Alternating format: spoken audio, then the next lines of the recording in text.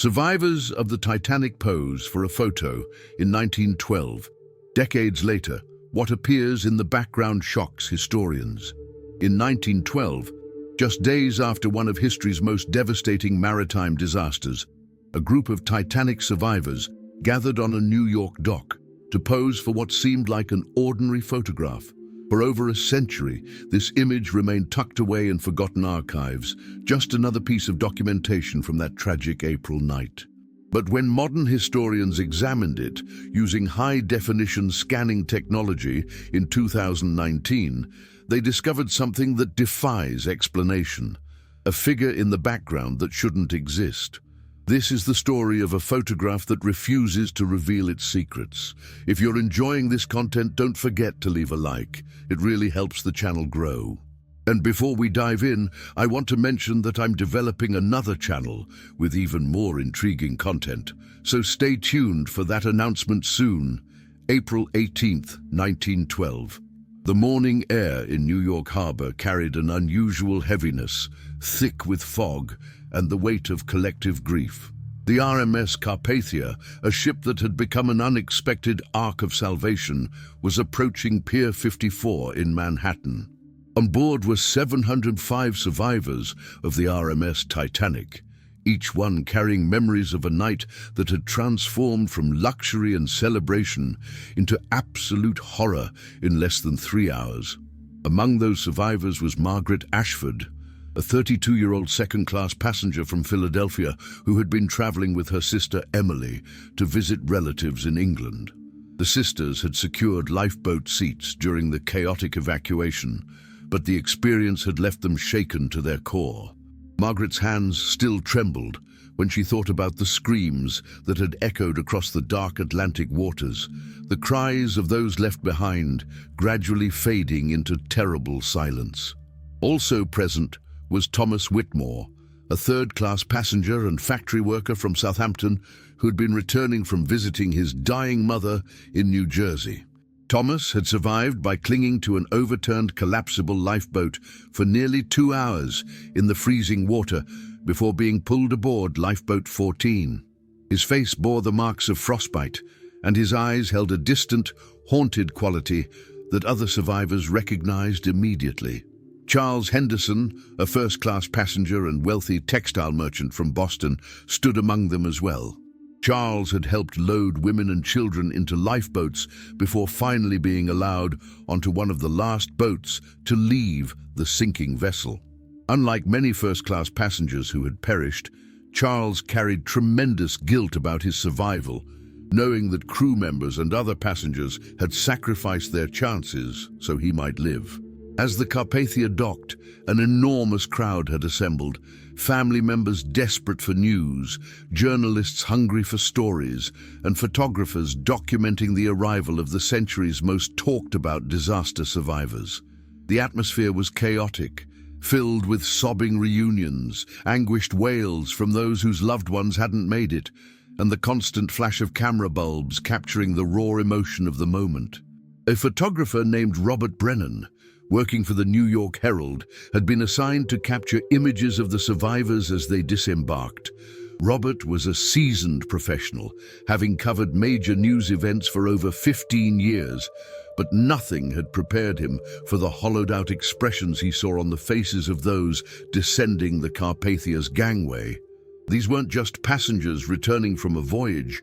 They were witnesses to mass death, traumatized souls who had looked into the abyss. Robert approached Margaret, Thomas, Charles, and 3 other survivors, a young stewardess named Alice Cooper, a coal stoker named Patrick O'Brien, and an elderly couple, William and Martha Jennings, as they gathered near a warehouse wall adjacent to the pier. The group had bonded during their time on the Carpathia, finding solace in shared trauma. Robert asked if they would pose for a photograph, explaining that the world needed to see the faces of those who had lived through the unthinkable. Initially, some members of the group hesitated. Margaret felt it was inappropriate, almost disrespectful to those who had drowned. But Alice, the young stewardess who had lost several colleagues in the disaster, argued that bearing witness was important. "People need to see what survival looks like," she said softly. They need to know this was real. The 7 survivors arranged themselves in front of the weathered warehouse wall. The building behind them was typical of the industrial waterfront: brick construction, metal fixtures, and small windows that reflected the overcast April sky. Various dock equipment was visible in the frame's periphery: coiled ropes, wooden crates marked with shipping labels, and metal chains hanging from loading mechanisms. Robert positioned his large format camera on its tripod, adjusting the focus and framing. The technology of 1912 required subjects to remain relatively still for several seconds to ensure a clear image. He instructed the group to stand close together, their faces turned toward the lens. None of them smiled. The very notion seemed absurd, given what they'd experienced just days earlier. Margaret stood on the left side of the group, her dark wool coat buttoned to her neck, her hair pinned up in the style of the era, but somewhat disheveled from the journey. Her sister Emily stood beside her, their arms linked in mutual support. Thomas was in the center, his working-class cap pulled low, his jaw set in an expression of grim determination. Charles stood to Thomas's right, his expensive suit rumpled, but still betraying his wealth, his hand resting protectively on Alice's shoulder as she stood in front of him. Patrick O'Brien, the coal stoker, stood at the group's right edge. His face was smudged with coal dust that hadn't fully washed away, and his hands were bandaged from burns sustained in the Titanic's boiler rooms during those final desperate hours. William and Martha Jennings, both in their 70s, stood together on the far left, their weathered faces showing not just the trauma of the sinking, but the accumulated wisdom of long lives. "Hold steady now," Robert called out, his head disappearing under the camera's black cloth as he prepared to capture the image. The group stood motionless, the sounds of the busy harbor, shouting dock workers, crying gulls, the blast of ship horns, creating a soundtrack to this frozen moment in history. The shutter opened, capturing light and shadow, faces and fabric, hope and horror all in a single frame. Robert exposed the plate for 3 seconds, then closed the shutter and emerged from beneath the cloth. "Thank you," he said simply, understanding that these people had given him something profound. The survivors dispersed shortly after, disappearing into the crowd to find transportation, reunite with family, or begin the difficult process of rebuilding their lives. The photograph was developed, printed in the New York Herald the following day, with a brief caption identifying the subjects as Titanic survivors, and then filed away in the newspaper's archives. For 107 years, the image would remain there, occasionally pulled out for anniversary articles about the disaster, but never subjected to serious scrutiny. It was simply one of hundreds of photographs documenting the Titanic tragedy, interesting primarily as a historical artifact showing the faces of those who had cheated death in the cold Atlantic. But in the spring of 2019, everything changed.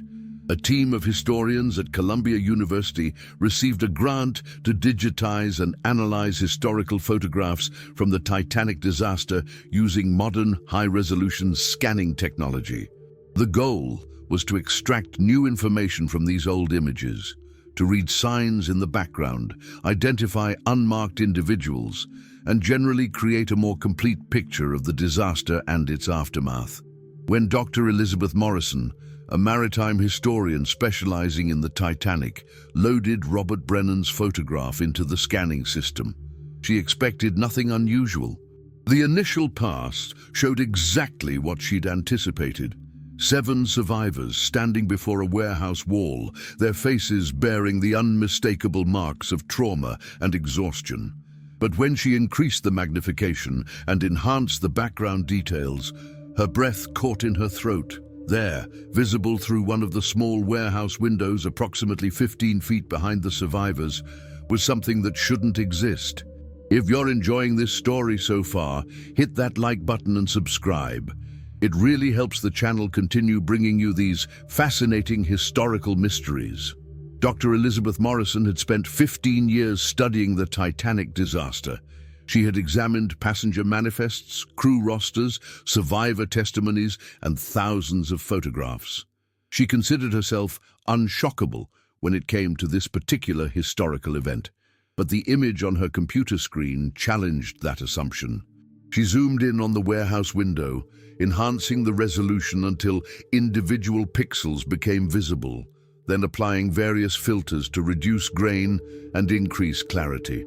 The figure remained consistent across all processing methods, which ruled out simple photographic artifacts or processing errors.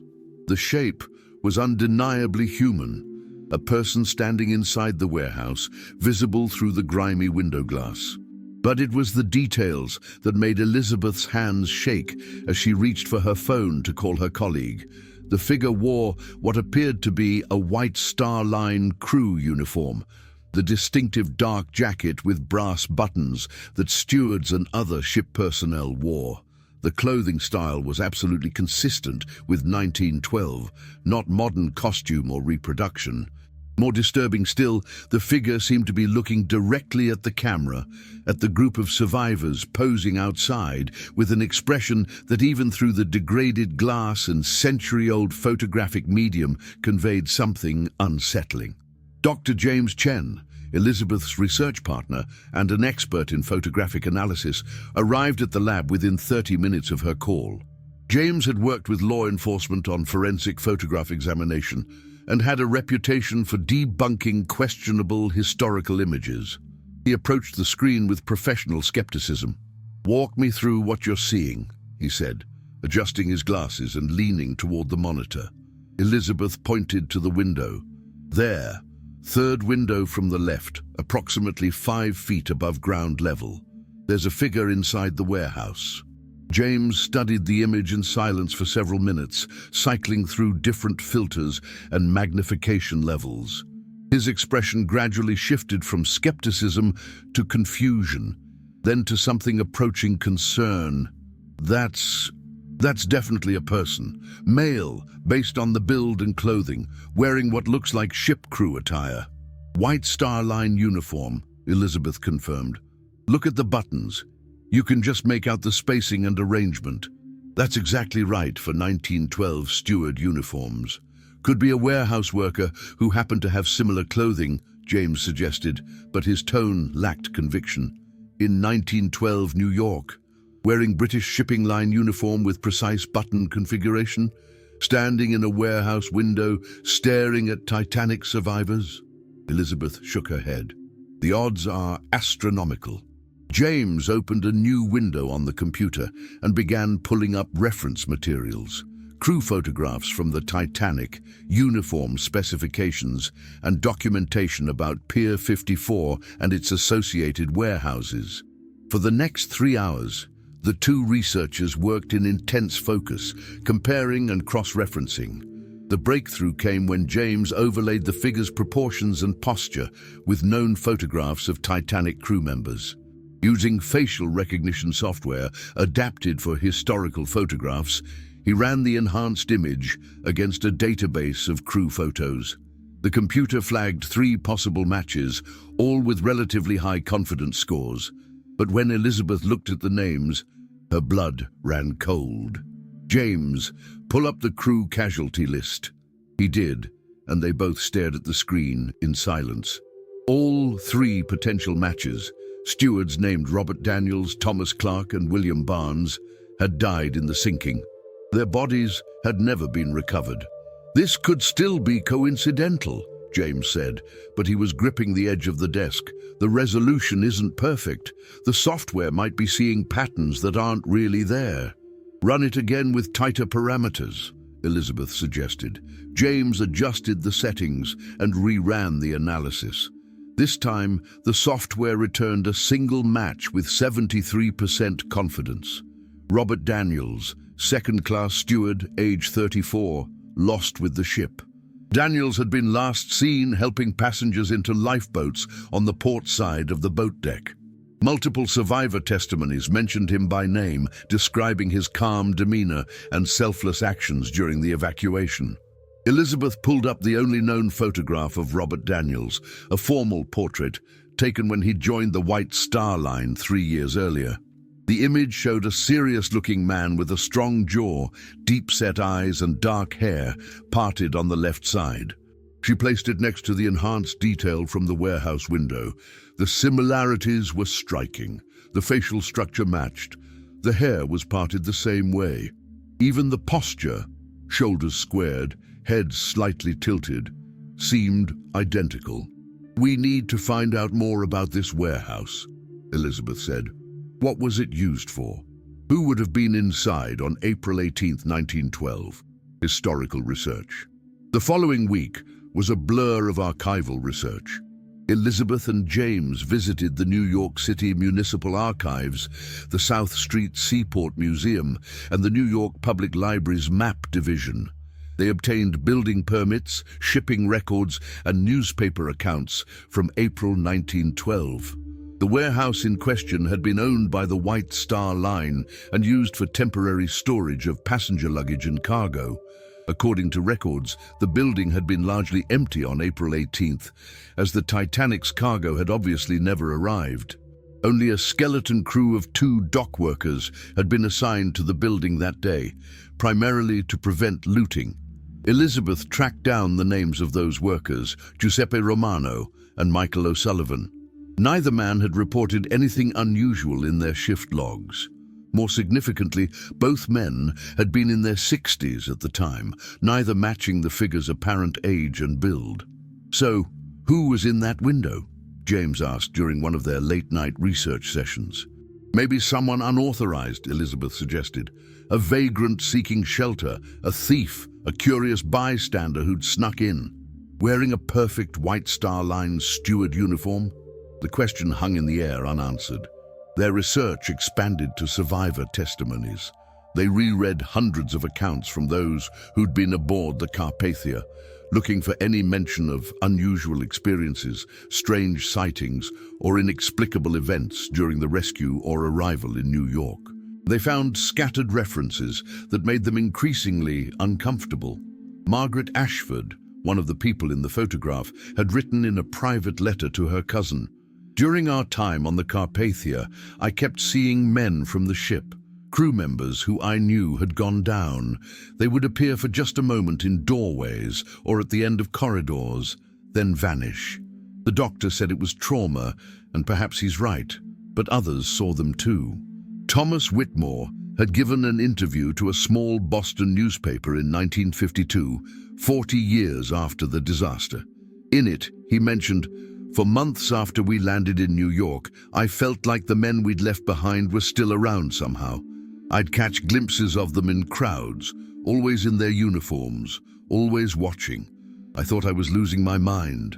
Even Charles Henderson, the wealthy textile merchant, had mentioned something similar in his private diary, which had been donated to a maritime museum by his grandson.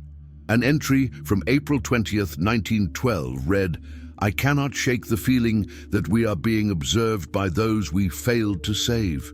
Is it guilt manifesting as hallucination, or is there something more? I saw Daniels, the steward who helped me into the lifeboat, standing on the dock yesterday. But that's impossible. He went down with the ship." The debate. Elizabeth presented their findings at a maritime history conference in June 2019. The reaction was mixed. Some historians were fascinated by the photographic evidence and the supporting testimony. Others were skeptical, suggesting everything from elaborate hoaxes to pareidolia, the human tendency to see patterns and faces in random visual information. Dr. Richard Hawthorne, a respected Titanic historian from Oxford University, examined the photograph personally and declared it genuinely puzzling but not conclusive evidence of anything paranormal. He suggested that the figure might be a crew member from the Carpathia who happened to be wearing a similar uniform and had entered the warehouse for legitimate reasons. Elizabeth countered that Carpathia crew uniforms were different in several key details, including button configuration and lapel style, and that none of the Carpathia crew manifest matched the figure's apparent physical description. The debate spilled into academic journals, online forums, and eventually mainstream media. The photograph appeared in a documentary about unsolved Titanic mysteries and was featured in several magazine articles. Public interest was intense, with people divided between rational explanations and more unsettling possibilities. Leave a comment below about what you think about this story so far. As media attention intensified, Elizabeth and James found themselves contacted by people from around the world who claimed to have similar photographs or experiences related to the Titanic disaster. Most were easily debunked: obvious manipulations, misidentified images, or wishful thinking. But a few cases proved more difficult to dismiss. A woman named Patricia Fletcher from Southampton contacted them with a photograph from her family's collection.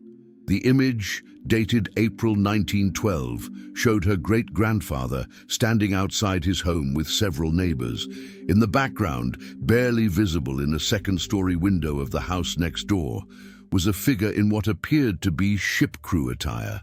According to Patricia, that house had been empty at the time. The family who lived there had lost their father on the Titanic, and the widow and children had been staying with relatives.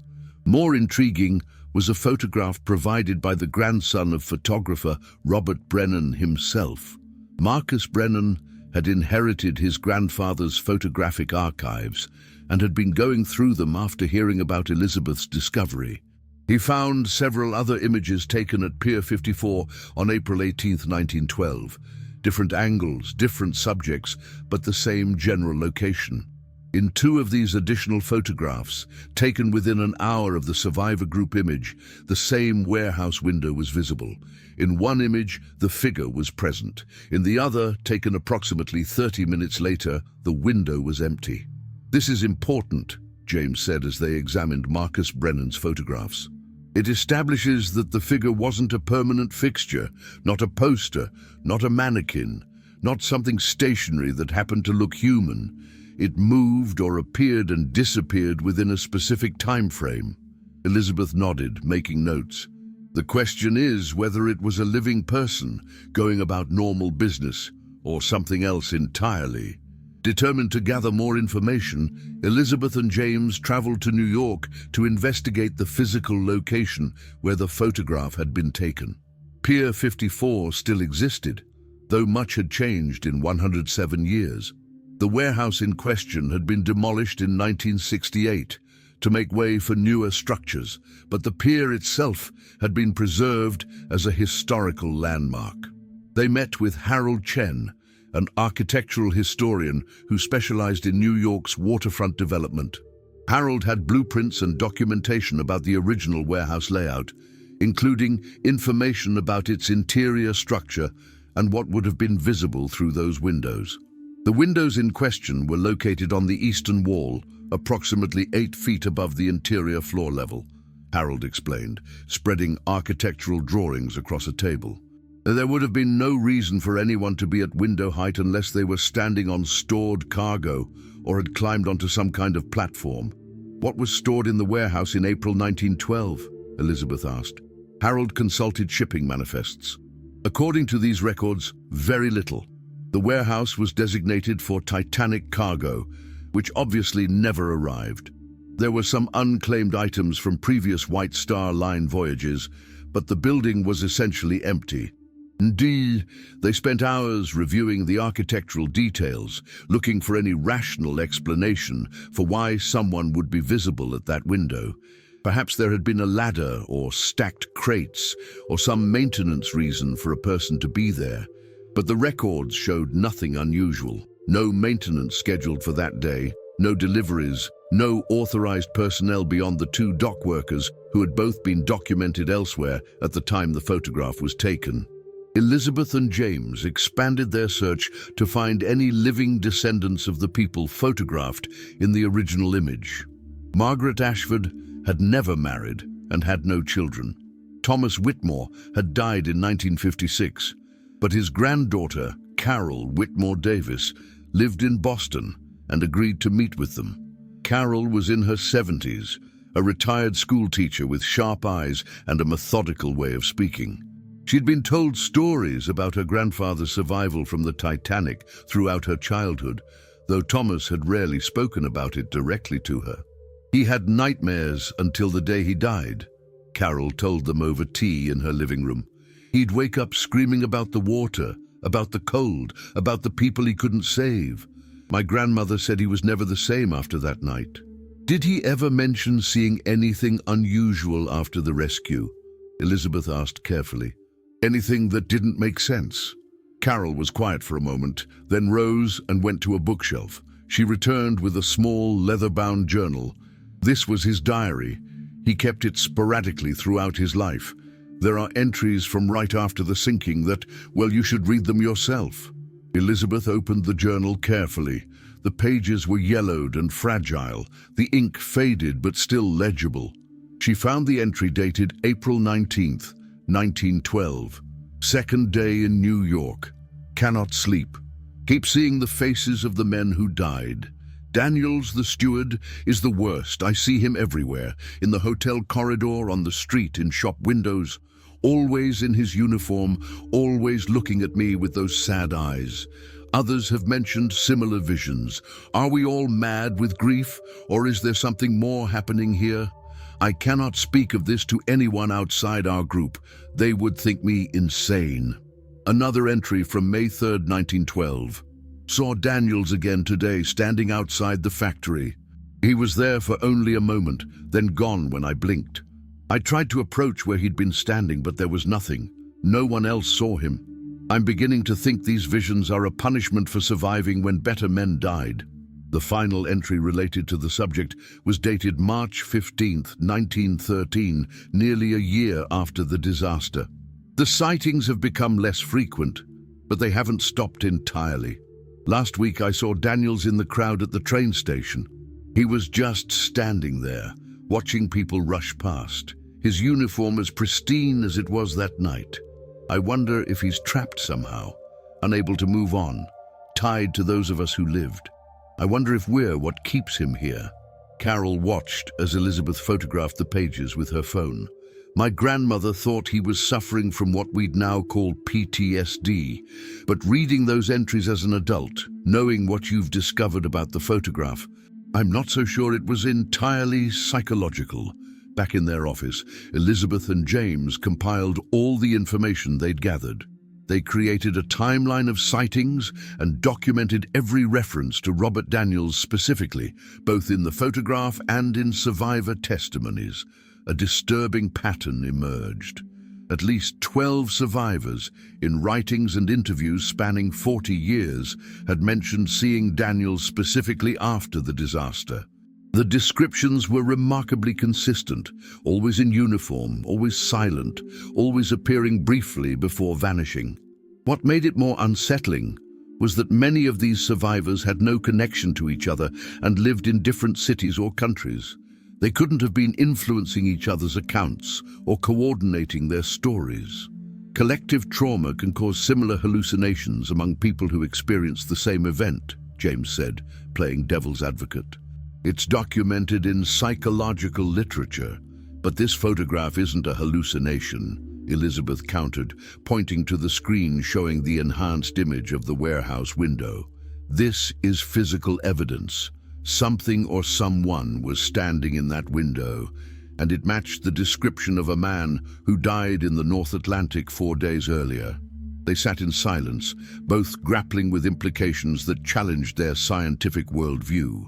As historians, they dealt in facts, documents, and evidence-based conclusions, but the evidence in this case pointed towards something that shouldn't be possible. We need to consider all explanations, Elizabeth finally said, even the ones that seem impossible.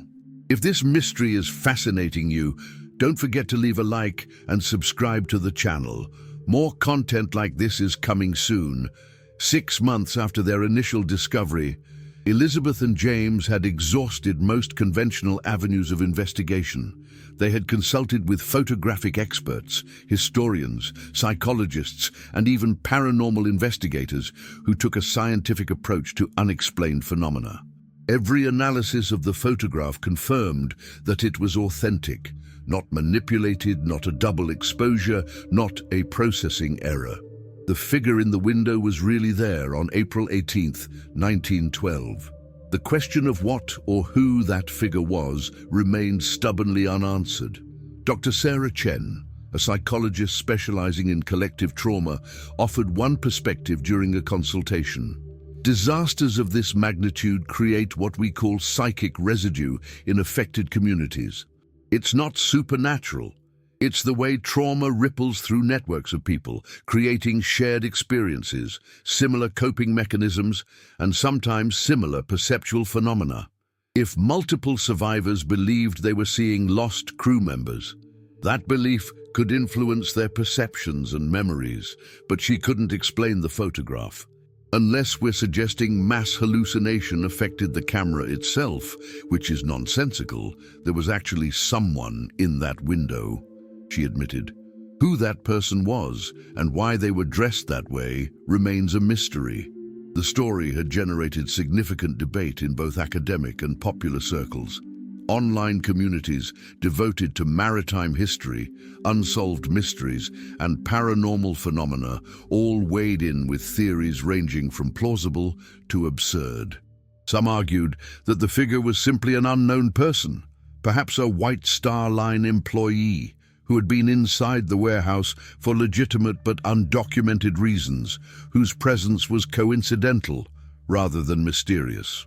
This camp pointed out that record-keeping in 1912 was imperfect, and many people's movements went undocumented. Others believed the photograph captured something genuinely anomalous, perhaps not a ghost in the traditional sense, but some kind of temporal phenomenon, a residual impression left by traumatic events, or something else that science didn't yet understand. Elizabeth found herself somewhere in the middle, uncomfortable with easy answers on either side. The honest truth is that we don't know, she said during a podcast interview about the photograph. We can document what's in the image, we can verify its authenticity, we can correlate it with historical testimony, but we can't definitively explain it, and maybe that's okay. History is full of unanswered questions. In December 2019, another piece of evidence emerged that reignited interest in the case. A maritime museum in Halifax, Nova Scotia, which houses many artifacts related to the Titanic disaster, uncovered a previously unknown photograph in their archives. The image, taken in late April 1912 in Halifax during funeral services for recovered victims, showed mourners gathered at a cemetery. In the deep background, far from the main subjects of the photograph, stood a figure that matched the build and appearance of the person in the warehouse window. When Elizabeth and James traveled to Halifax to examine the photograph, they felt the same unsettling recognition. The figure stood at a distance, partially obscured by trees, but the uniform and posture were consistent with both Robert Daniels' known appearance and the figure from the New York photograph. Halifax is 700 miles from New York, James noted. If this is the same person, assuming it's an actual living person, they would have had to travel there within about 10 days. That's possible, but why? And why appear at funeral services for disaster victims? They searched for any documentation of White Star Line crew members who might have been in Halifax at that time, but found no matches. The mystery deepened rather than resolved. In early 2020, Elizabeth and James arranged for the photograph to be analyzed using the most advanced imaging technology available. They partnered with a team at MIT that specialized in computational photography and historical image enhancement. The MIT team spent 3 months working with the image, using AI-enhanced processing to extract every possible detail. Their final report confirmed everything Elizabeth and James had already determined. The photograph was authentic, unmanipulated, and contained a clear image of a person in the warehouse window who matched the description of Robert Daniels, a Titanic crew member who died in the sinking, but the report also contained something new. Using advanced shadow analysis and light modeling, the MIT team determined something disturbing. The lighting on the figure in the window didn't quite match the ambient light conditions of the scene. It was subtle, only detectable through computer analysis, but the figure appeared to be illuminated by a light source that didn't exist in the physical space. It's as if the figure is lit from within or from a different time of day, the lead researcher explained. The angle and quality of light on that person doesn't match the overcast daylight that's illuminating everything else in the scene. This finding opened up new questions. Was it evidence of photographic manipulation after all, despite other indicators suggesting authenticity? Was it some quirk of old photographic chemistry, or was it evidence of something truly anomalous? As their investigation continued, Elizabeth became particularly interested in what had happened to the survivors in the photograph after that April day in 1912. She tracked the life trajectories of all 7 people Robert Brennan had photographed. Margaret Ashford had lived until 1958, working as a teacher in Philadelphia. She never married and rarely spoke publicly about the Titanic disaster. Her sister Emily had died in the 1918 influenza pandemic.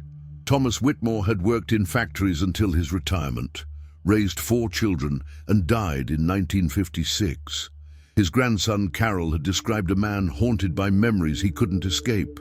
Charles Henderson had continued his textile business, becoming quite wealthy, and had donated significantly to maritime safety causes. He died in 1941, having lost a son in World War I. His private papers suggested he never fully recovered from the guilt of survival. Alice Cooper, the young stewardess, had left maritime work after the Titanic and had become a nurse during World War I. She married in 1920 and had 3 children. She died in 1963 in Liverpool. Patrick O'Brien had returned to sea work despite the trauma and had served on merchant vessels during World War I. He died in 1932 in a dockside accident in Belfast. William and Martha Jennings had retired to a small cottage in Connecticut, living quietly until William's death in 1919 and Martha's in 1923. All of them, according to various writings and family accounts, had experienced strange sightings and unexplained occurrences in the years following the disaster. All of them had mentioned seeing crew members who had died, and several had specifically mentioned Robert Daniels. It's as if Daniels became a symbol, Elizabeth mused during one of her many discussions with James. A representation of all the crew members who died doing their duty. The survivors saw him because he represented the guilt they carried, the debt they felt they owed to those who didn't make it. Or, James said quietly, he was actually there somehow, tied to them by circumstance, unable to move on. By mid-2020, Elizabeth and James had published their findings in several academic journals and had presented at numerous conferences. The photograph had become one of the most analyzed images in maritime history. Yet despite all the attention, all the technology, and all the investigation, no definitive answer had emerged. The figure in the window remained unexplained. Was it Robert Daniels? Was it someone who resembled him? Was it something beyond current understanding? The evidence supported multiple interpretations, none entirely satisfying. What was clear was that something unusual had been captured in that photograph. Whether it was a mundane coincidence that appeared mysterious through the lens of time and trauma, or whether it represented something genuinely anomalous, remained a question that each person had to answer for themselves based on their own beliefs about what was possible. The photograph hung in Elizabeth's office now, a high-resolution print that captured every detail the digital scanning had revealed. She looked at it often, at the tired faces of the 7 survivors, at the grimy warehouse wall behind them, at the small window where a figure stood watching. Sometimes she thought she could see sadness in that distant, unclear face. Other times she thought she saw nothing more than random patterns of light and shadow that her mind interpreted as meaningful. The truth, she had come to realize, might be permanently beyond reach. Maybe some mysteries aren't meant to be solved, James had said during one of their last intensive research sessions. Maybe some questions exist to remind us that we don't understand everything about the world, about trauma, about memory, about what happens when hundreds of people die suddenly in the cold and dark. Elizabeth had nodded but hadn't fully agreed. She believed in investigation, in evidence, in the power of persistent inquiry, but she also had learned humility. The photograph had taught her that certainty was sometimes impossible, that the past could be simultaneously documented and mysterious, that history held secrets that refused to reveal themselves no matter how advanced the technology applied to them. The 7 survivors in the photograph had lived their lives carrying memories of April 15th, 1912, memories of screams echoing across dark water, of the great ship tilting and then plunging beneath the surface, of cold that penetrated to the bone, of being rescued and wondering why they had been spared when so many others weren't. They had all, in various ways, reported seeing the dead. They had all carried that experience to their own graves. And in at least one captured moment, on April 18th, 1912, on a dock in New York Harbor, something or someone had been watching them from a warehouse window, dressed in the uniform of a man who had died helping others live.